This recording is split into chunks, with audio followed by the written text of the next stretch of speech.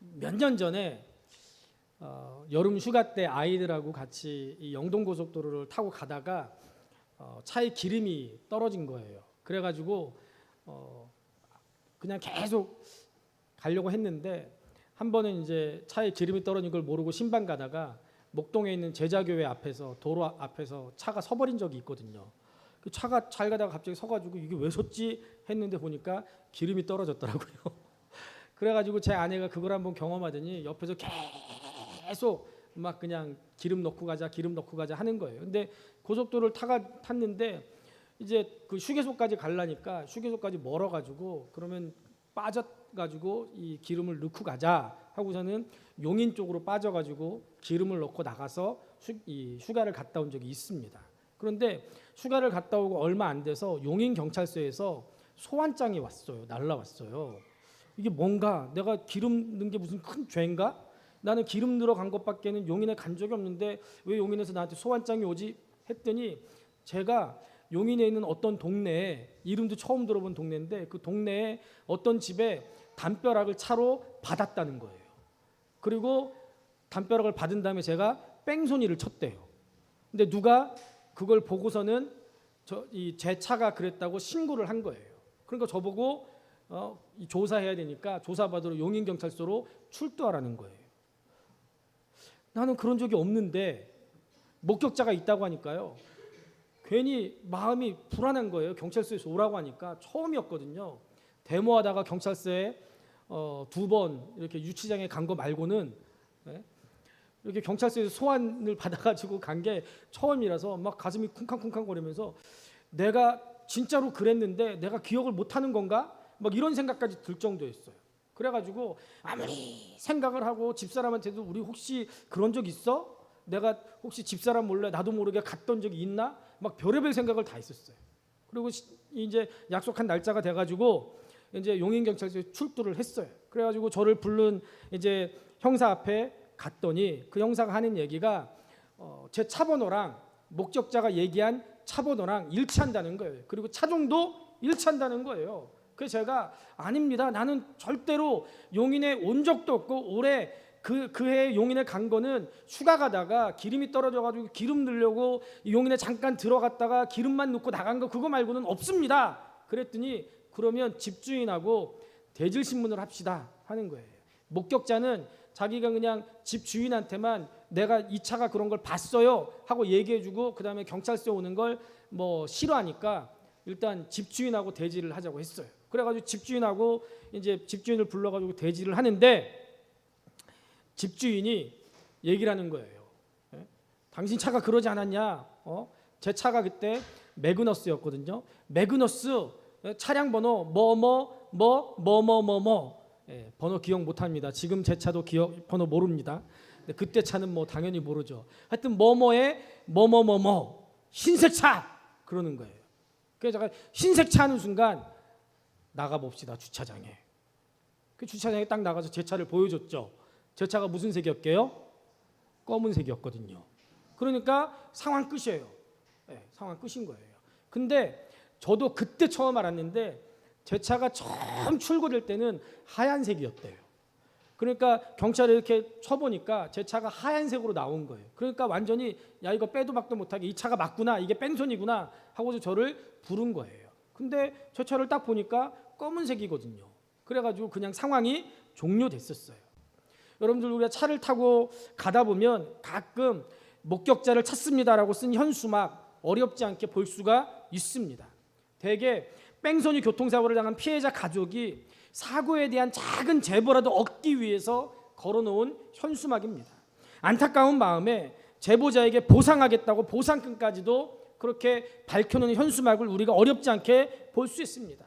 너무 억울하기 때문에 눈물겹게 호소하면서 제발 부탁합니다 라고 써놓은 것도 있더라고요. 그런데 경찰 관계자들 얘기를 들어보면 좀처럼 제보가 들어오지 않는다는 거예요. 저는 목사이기 때문에 경찰들도 굉장히 많이 알고 있거든요. 근데 그분들한테 여쭤보면 제보가 많이 들어오지 않는데요. 분명히 목격자가 있는데도 불구하고 사람들이 제보를 하려고 하지 않는다는 거예요.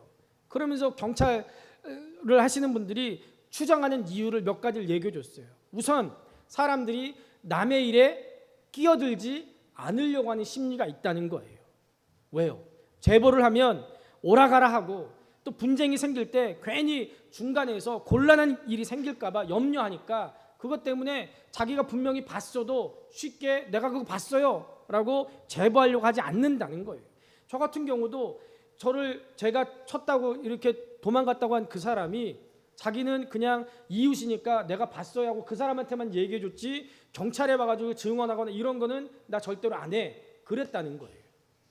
또 하나는 나 말고 다른 목격자도 있을 거야. 그러니까 내가 굳이 경찰에 가서 증언하지 않아도 다른 사람이 하겠지 하고 이렇게 미룬다는 거예요.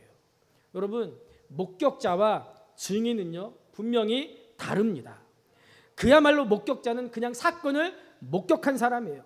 자기 눈으로 똑똑하게 보고 체험한 사람이 목격자입니다. 그런데 증인은 뭐예요? 목격자는 그냥 본 걸로 끝이지만 증인은 목격한 것에 대해서 증거하는 사람, 증언하는 사람입니다. 자기 입으로 자기가 보고 체험한 것을 구체적으로 증언하는 사람을 증인이다라고 말합니다. 실제로 목격을 하고도 증언하지 않는 사람들이 많이 있어요.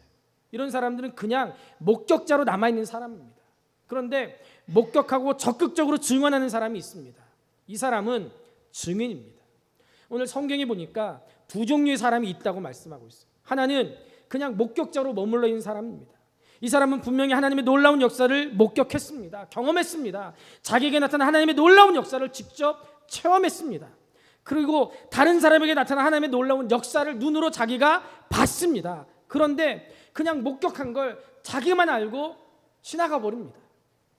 또 다른 하나는 증인으로 사는 사람입니다.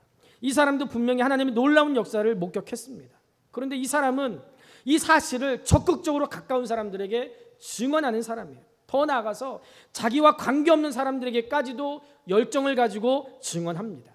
분명한 것은 하나님의 놀라운 역사는 증언을 통해서, 증인을 통해서 이루어진다는 사실입니다. 결코 목격자들을 통해서 이루어지지 않았다는 거예요. 그래서 우리는 하나님의 위대한 역사의 주인공들이 되려면 목격자의 삶이 아니라 증인의 삶을 살아야 될 줄로 믿습니다. 오늘 본문을 보면 베드로가 예수님의 증인으로서의 삶을 살았다는 것을 알 수 있습니다. 우리도 예수님의 증인이 되어야 됩니다. 그런 삶을 살기 위해서 우리가 어떻게 해야 됩니까?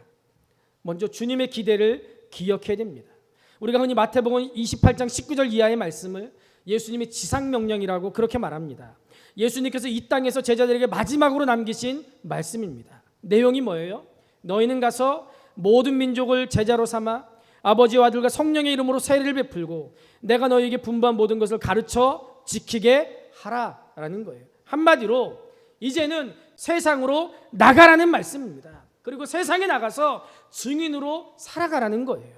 이 말씀 속에는 강력한 주님의 기대가 담겨 있습니다. 예수님께서 그동안 제자들을 훈련시키셨어요. 제자들을 통해서 이 세상의 많은 사람들을 구원하시고 그 제자들을 통해서 또 다른 증인들, 또 다른 제자들을 만드시기를 원하셨습니다. 제자들을 통해서 이 세상을 변화시키고자 하는 주님의 기대가 이 말씀에 담겨 있는 거예요. 이제 예수님께서 제자들을 세상으로 보내셨습니다. 제자들이 오순절날 성령 강림 사건을 경험하고 나서 그들이 어떻게 했어요? 마가의 다락방에서 성령 강림 사건을 경험하고 너무 좋아서 여기가 좋사오냐고 자기들끼리 마가의 다락방에 맨날 백날이고 첫날 모여가지고 자기들끼리 박수치면서 예수님 찬양하고 자기들끼리 기도하고 자기들끼리 밥 나눠 먹고 자기들끼리 신나가지고 띵까띵까하고 그랬습니까? 그러지 않았어요. 그들이 오순절 성령 강림 사건을 경험하고 나서 제일 먼저 한 반응은 뭐예요? 바깥으로 뛰쳐 나갔습니다. 바깥이 지금 어떤 세상이에요? 예수님을 십자가에 못 박아 죽인 사람들이 여전히 정권을 잡고 있었고요. 여전히 예수님의 이름으로 증거하는 사람들은 잡아 죽일 수 있는, 죽임당할 수 있는 바로 그런 세상이었습니다.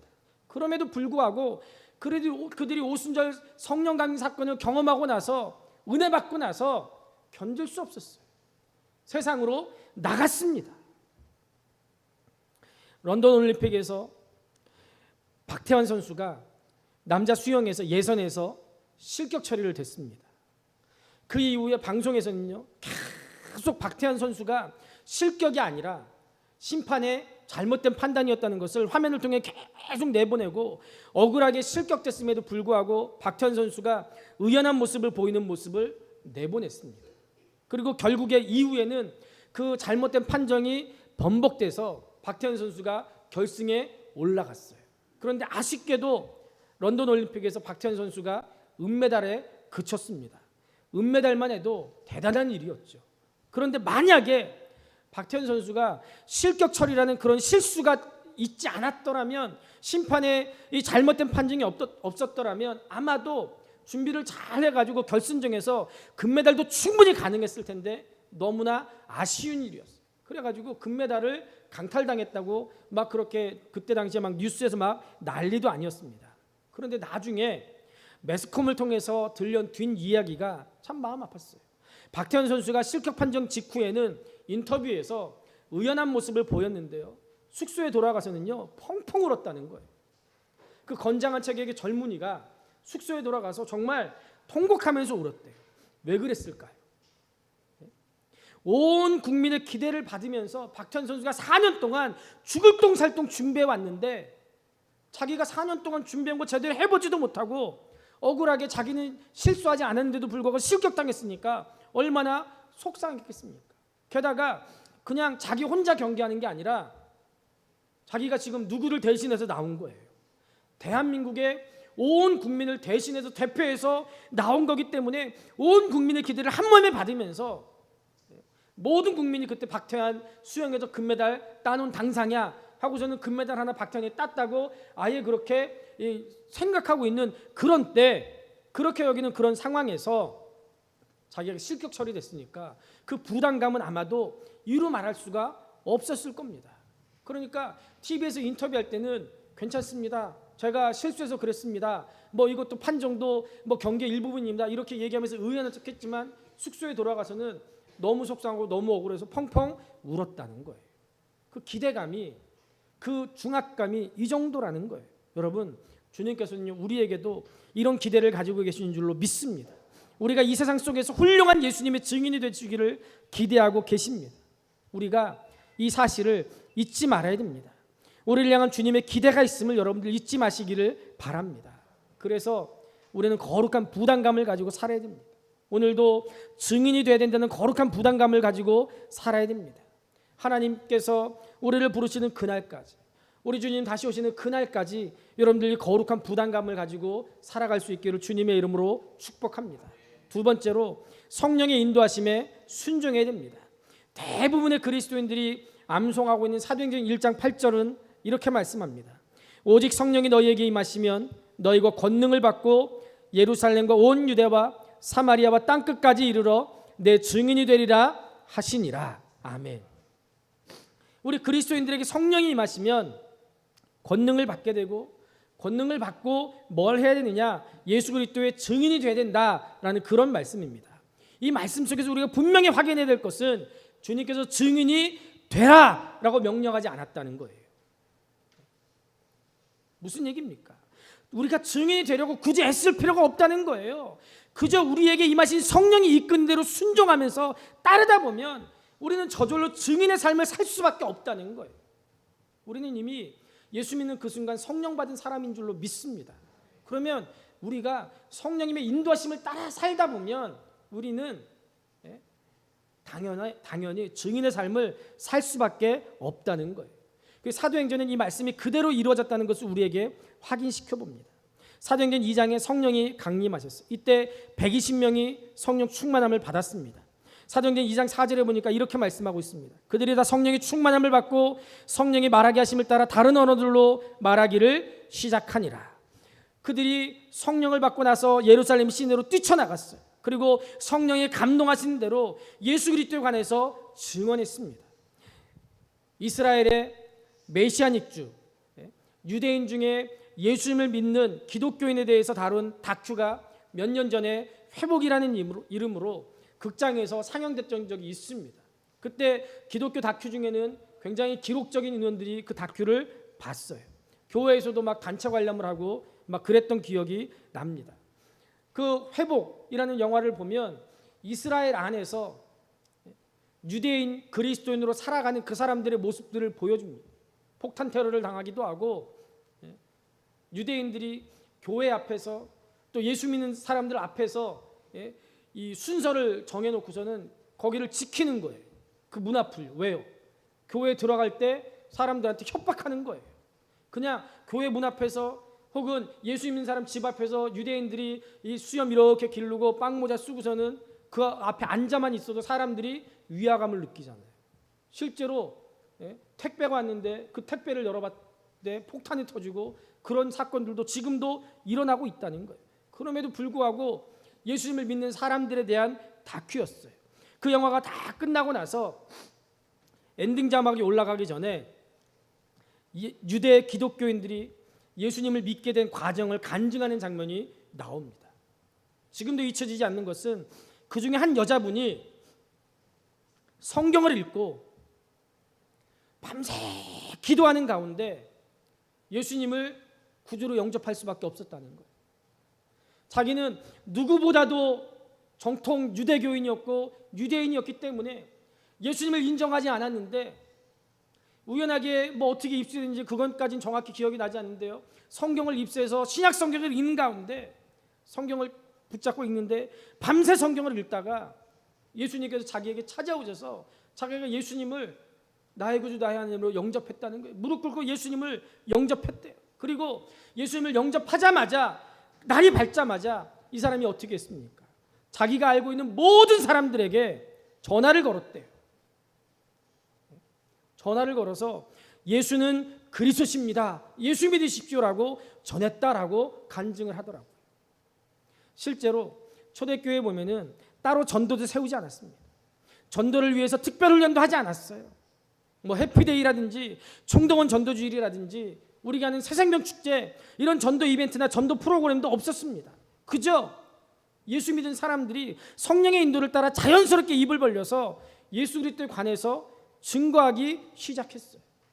제가 부천에서 사역하던 승연교회에서 창립 35주년을 맞아서 한 10여 년 전 일인데요, 교회 역사책을 만들라는 지시를 담임 목사님한테 받았어요. 제가 역사를 전공한 사람도 아닌데 목사님이 느닷없이 저보고 창립 35주년 기념 책을 한번 만들어 보라는 거예요. 교회 역사를 한번 정리해 보라는 거예요. 그래서 어떻게 해야 될까 막 했는데, 일단 목사님이 교회를 개척하고 나서 처음 등록한 교인들이 여전히 교회에 남아 있어서 그분들을 만나서 인터뷰를 했는데요, 정말 놀랍게도 하나같이 똑같은 얘기를 해주더라고요.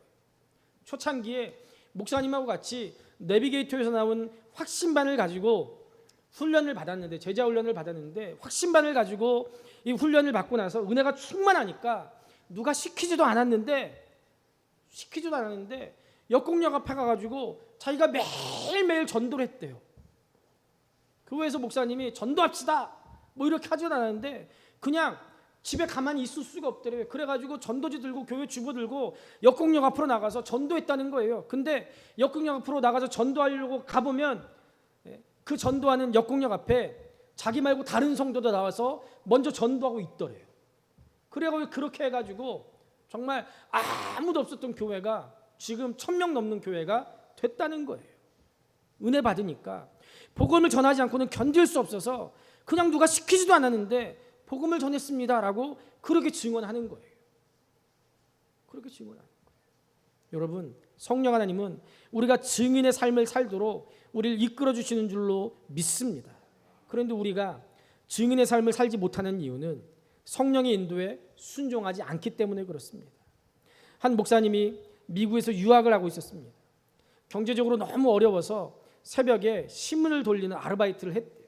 그런데 하루는 마음속에 성령 하나님께서 강한 감동을 주셨습니다. 야, 신문만 돌리지 말고 이 가정들에게 복음을 전해라. 이 목사님이 성령의 강력한 음성임을 깨닫고 순종하기로 결심을 했어요. 그래서 일주일이 시작되는 첫날마다 신문만 던진 게 아니라 신문과 함께 전도 편지를 만들어서 배달을 했답니다. 한 번은 이렇게 썼습니다. 저는 목사입니다. 신문을 배달하면서 당신의 가정을 위해서 기도하고 있습니다. 하나님께서 당신의 가정을 축복해 주실 것입니다. 바라기는 가족 모두가 예수 믿고 가까운 교회 나가시기 바랍니다. 혹시 저의 기도가 필요한 분들은 문 앞에 기도 편지를 놓아주십시오. 제가 정성껏 위에서 기도하겠습니다. 이런 편지를 써가지고 신문과 함께 집집마다 같이 배달을 한 거예요. 그리고 며칠이 지났습니다. 하루는 새벽에 신문을 돌리고 있는데 한 가정에서 아주머니가 아이를 데리고 기다리고 있는 거예요. 그럼 하는 얘기가 우리 아이가 스트레스 때문인지 잠을 자지 못한다는 거예요. 자기들은 교회 다니지 않지만 목사님의 편지를 보고 목사님께 기도 한번 받으면 낫겠다라는 생각이 들었다는 거예요. 그 목사님이 신문 돌리다 말고 간절히 머리에 손을 얹고 그 아이에게 기도해 줬어요. 그리고 다음 날 또 신문을 돌리는데 그날 아침에 그 아주머니 혼자 그 집 문 앞에 서 있는 거예요. 그러면서 아주머니가 하는 얘기가 우리 아이가 어제 목사님한테 기도받아서 그런지 오늘 잠을 잘 자고 있다는 거예요. 그러면서 이 아주머니가 이번 주일부터 목사님 우리 집에 오셔서 예배 드려주시면 좋겠습니다 라고 부탁을 하더래요. 그래가지고요 이 목사님이 안 될 게 어디 있어요. 공부하러 갔는데 교회를 하나님이 개척할 수 있도록 장소하고 성도까지 주시니까 어때요? 그래가지고요 그 집에서 교회가 개척됐고요 신문 배달하던 집에서 여러 가정들이 그 집에 모여서 교회가 시작됐다라는 그런 간증을 들었습니다. 여러분들 우리가 성령의 인도하심에 순종하면 증인이 될 수가 있습니다. 그래서 전도하라고 마음속에 누군가를 떠올려 주셨을 때 여러분들 그 즉시 순종해야 됩니다. 그때 핑계대고 나중으로 미루면 우리가 다시 기회가 오지 않을 수도 있습니다. 힘들다고 포기하면 안 돼요. 전도할 좋은 기회를 주실 때 우리가 그대로 순종해야 됩니다. 그때 두려워서 물러서면 안 됩니다. 부천에 있는 승연교회 사역할 때인데요. 청년의 어머니 권사님이 암에 걸려가지고요 병원에 입원하셨어요. 그래서 청년들하고 제 아내랑 같이 신방을 갔어요.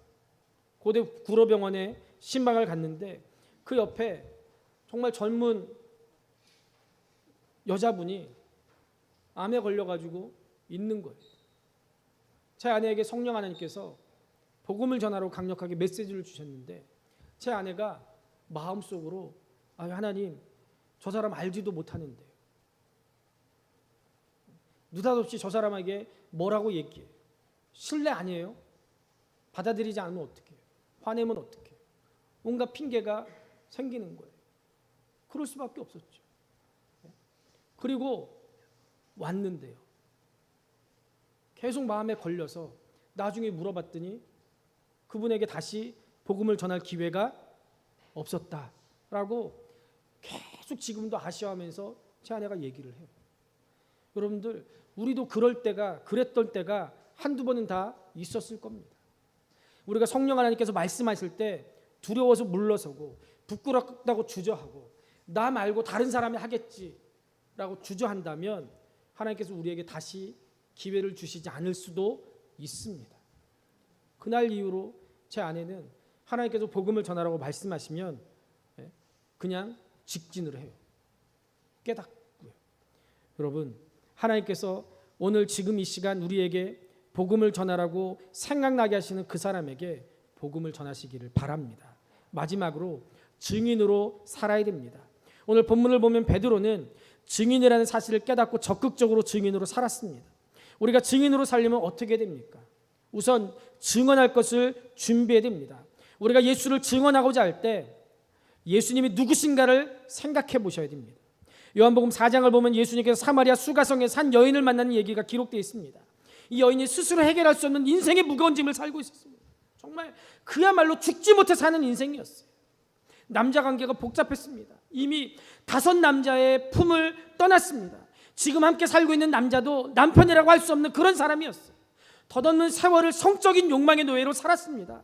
그러면서 마음 깊이 죄책감이 자신을 짓누르고 있어요. 이제는 죄의 노예가 돼서 그저 죄가 끌고 가는 대로 끌려갑니다. 스스로 해결할 길이 안 보였어요. 그러던 중에 자신을 찾아오신 예수님을 만났습니다. 이분이 자신을 성적 욕망으로부터 벗어나게 해줄 분이라는 것을 이 여인이 깨닫게 됐습니다. 자신을 사로잡고 있는 죄의 세력부터 해방시켜 줄 분이라는 것을 깨달았어요. 그래서 물동이를 버려두고 동네로 달려가서 사람들에게 증언합니다. 보라 이는 그리스도가 아니냐. 여러분 예수님은 우리를 죄 가운데서 구원해 주신 우리의 주님이신 줄로 믿습니다. 우리를 죄의 세력부터 벗어나게 해주신 분이 우리 주님이신 줄로 믿습니다. 우리를 짓누르던 세상 욕망으로부터 우리를 자유케 해주셨습니다. 우리가 예수님을 증언해야 됩니다. 그리고 예수님의 사랑을 생각해 보십시오. 누가복음 19장을 보면 삭개오 얘기가 나옵니다. 삭개오는 세리장이고 부자라고 소개되어 있습니다.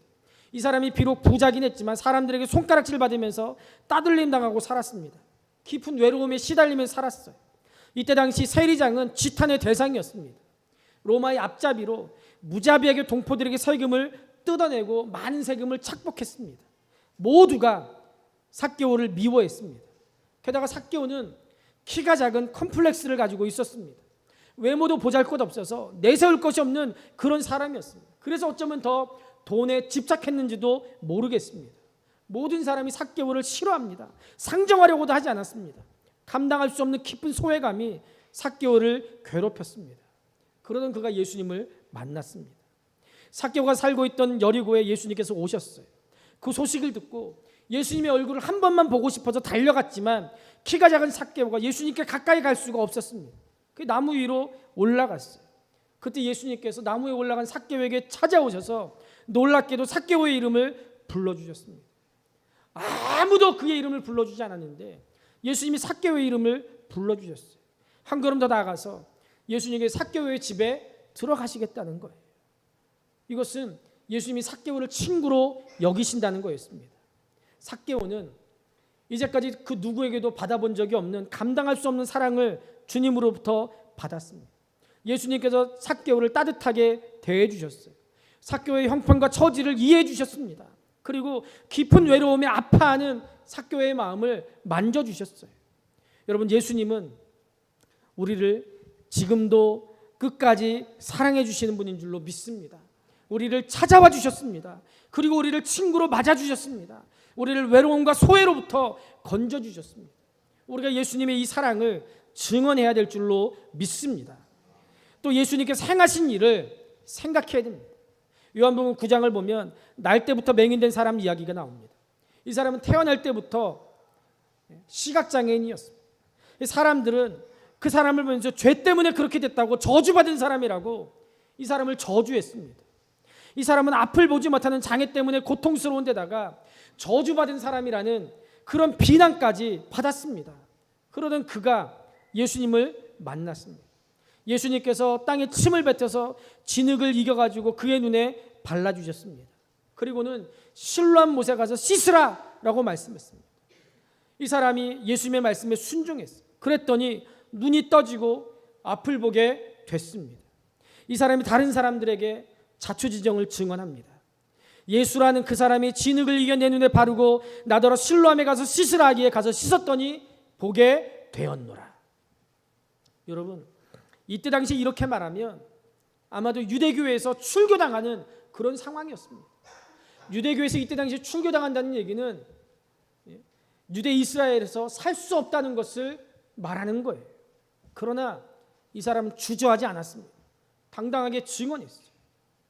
예수님께서는 오늘도 우리를 위해서 많은 일을 하고 계십니다. 우리의 기도에 응답하고 계십니다. 여호와 일에 하나님께서 많은 일들을 준비해 놓고 계시는 줄로 믿습니다. 지금도 졸지 않으시고 주무시지도 않으시면서 우리를 눈동자같이 지키시고 보호하시고 돌보십니다. 갖가지 문제에 직면해서 기도드릴 때마다 우리 주님께서 놀랍게 역사해 주셨습니다. 오늘 우리 장로님께서 기도하신 것처럼 하나님께서 우리 교회에 많은 일들이 있었지만 우리 교회를 지켜주시고 여기까지 인도해 주셨습니다. 우리가 그 일의 증인 아닙니까? 우리가 이 예수님을 증언해야 됩니다. 주님께서 나를 위해서 행하신 일들 여러분들 증언해야 됩니다. 여러분들은 예수님에 대해서 무엇을 증언하시겠습니까? 준비하십시오. 그리고 적극적으로 증언하시기를 바랍니다. 우리가 증인으로 살려다 보면 적극적으로 증언하며 살아야 됩니다. 한 교회에 자매가 있었습니다. 우울증을 앓고 있다가 말씀을 듣고 기도하면서 우울증이 나았어요. 하루는 기도하는 중에 네 가진 것을 나눠주라 라는 마음의 감동을 받았습니다. 그래서 기도하면서 내가 가진 게 뭐가 있을까 생각을 했더니 예수님을 아는 지식과 남다른 뜨개질 솜씨, 그리고 자기가 다른 건 잘 못해도 만두는 기가 막히게 맛있게 만두를 빚을 수 있다는 걸 알게 됐어요. 하루는 아파트 공터에 어르신들이 무료하게 시간을 보내는 걸 보고 정성껏 만두를 빚어가지고 찾아가서 어르신들을 대접을 했습니다. 어르신들이 내 평생에 이렇게 맛있는 만두는 처음 먹어본다고 칭찬을 했어요. 그때 이분이 자기가 아는, 자기를 만져주신 그 예수님을 전했습니다. 하루는 젊은 엄마가 추위에 아이를 업고 가는데 아이가 모자가 없어 보이더라는 거예요. 그 눈대중으로 아이의 이 치수를 가늠하고 기도하면서 이틀 동안 그 아이의 모자를 뜨개질로 떴답니다. 그리고 그 아이의 집에 가서 그 모자를 전해줬대요. 그러니까 이 엄마가 크게 감동을 했어요. 이때를 놓치지 않고 또 이 자매가 자기를 만나주고 자기를 고쳐주신 예수님을 전했습니다. 이분이 계속 이런 식으로 모르는 사람들, 만나는 사람마다 성령이 감동하실 때마다 적극적으로 자기가 가지고 있는 거 가지고 복음을 전해서 지금 많은 분들을 전도했습니다. 용인에 있는 세회된 교회에서 하는 이 생명나무 세미나에 한 8년 전에 다녀왔던 적이 있습니다. 소강성 목사님이 목회하는데 생명나무와 선악과 이 두 가지를 가지고 말씀을 전하고 이 두 가지를 가지고 목회를 하면서 이 목사님들에게 세미나를 하는데 굉장히 내용이 좋더라고요. 거기서 하루 동안 하는 세미나를 다녀왔는데요. 점심시간에 점심을 먹고 엘리베이터를 탔는데 젊은 엄마들 3명이 유모차를 밀고 엘리베이터에 같이 탔습니다. 그래서 아줌마 3명, 남자 저 혼자. 아줌마 3명이 함께 모여 있으면 무서울 게 없죠. 거기에 껴있는 남자는 어때요? 무섭죠. 그래가지고 엘리베이터 뒤에 쭈그려 서가지고 그냥 조용히 그분들이 하는 얘기를 들었습니다. 그랬더니 그분들이 하는 얘기가 뭐냐? 어떤 분이 이렇게 얘기하더라고요. 남편한테 교회 가서 점심 먹고 오겠다고 했더니 남편이 야, 교회 가는 차비가 점심값보다 더 나오겠다. 그런 얘기를 했다는 거예요. 그 얘기를 들으면서 야, 이렇게 애기 유모차를 밀고 점심 먹을 때 그 근처에, 자기 집 근처에 맛있는 집 많을 텐데 그 집들 다 놔두고 교회 와서 짬밥 같은 그런 교회 밥 먹겠다고 교회까지 찾아온 이 아줌마들 도대체 뭐냐? 연세가 많은 분들도 아니고 젊은 분들인데 도대체 왜 왔을까 궁금했어요. 얼마나 교회가 좋았으면 그렇게 교회에 왔을까? 그리고 또 하나는요, 3명의 젊은 엄마들이 전부 다 자기가 전도한 사람들에 대해서 염려하고 기도하고 내가 전도한 사람들이 교회에 잘 정착할 수 있도록 어떻게 노력하고 있는지 서로 셋이서 그 얘기를 하고 있는 거예요. 그 얘기를 하고 있는 거예요. 그래서 제가 이 세회된 교회가 이렇게 짧은 시간 안에 이렇게 부흥하고 이렇게 한국 교회를 대표하는 교회가 될 수 있었던 것은 어떤 특별한 은사를 받은 사람들만 전도하는 게 아니라 보편적인 은사고 누구나 당연히 해야 될 일로 인식하고 이렇게 열심히 전도하고 끝나는 것이 아니라 그들이 잘 정착할 수 있도록 염려하고 같이 기도하고 같이 정보를 나누는 이런 사람들이 있으니까 오히려 이 세회된 교회는 부흥되지 않으면 이상하겠구나라는 생각이 들더라고요. 그러면서 제 안에 그런 마음이 드는 거예요. 그러면 우리도 할 수 있겠구나. 나도 할 수 있겠구나. 우리도 할 수 있겠구나. 우리가 조건이 더 좋을 수도 있겠구나 라는 생각이 드는 거예요. 여러분, 적극적으로 예수님을 증언하는 삶을 살 수 있기를 주님의 이름으로 축복합니다. 우리 그리스도인들은 모두가 예수님의 목격자들입니다. 예수님을 만났고 예수님의 은혜를 받았습니다. 또 기도의 응답을 체험하고 예수님께서 이루시는 놀라운 일들을 지금도 체험하면서 살고 있습니다. 목격자로 머물러 있으면 안 됩니다. 증인이 되어야 될 줄로 믿습니다. 그리고 적극적으로 증언하는 삶을 살아야 될 줄로 믿습니다. 우리가 6월 30일 새생명축제 함께까지 이제 3주나 남았습니다. 이제까지 아무것도 하지 않았어도 괜찮습니다. 아직 늦지 않았어요. 아직 끝나지 않았습니다. 우리가 작정한 태신자들이 아직 지옥 간 거 아닙니다. 완전히 사탄에게 뺏긴 거 아닙니다. 지금이라도 우리가 그들에게 증인의 사명을 감당한다면 내가 만난 예수님, 내게 기쁨과 평안을 주시고 생명을 주신 그 예수님을 만난 그대로 말하기만 한다면 나를 통해 기적이 일어날 줄로 믿습니다. 우리 주님께서 우리에게 기대하고 계십니다. 거룩한 부담감을 가지세요. 그리고 성령께서 오늘도 증인의 삶을 살라고 감동해 주시는 줄로 믿습니다. 그분께 순종하십시오. 6월 30일 새생명 축제 혼자 오지 마시고 꼭 예비신자, 태신자를 사랑함으로 무언가 내가 할 수 있는 일을 남은 3주 동안 해보십시오. 그래서 꼭 같이 오셔서 우리 주님의 기대를 충족시켜드리는 여러분, 또 우리 교회 될 수 있기를 우리 주님의 이름으로 축복합니다.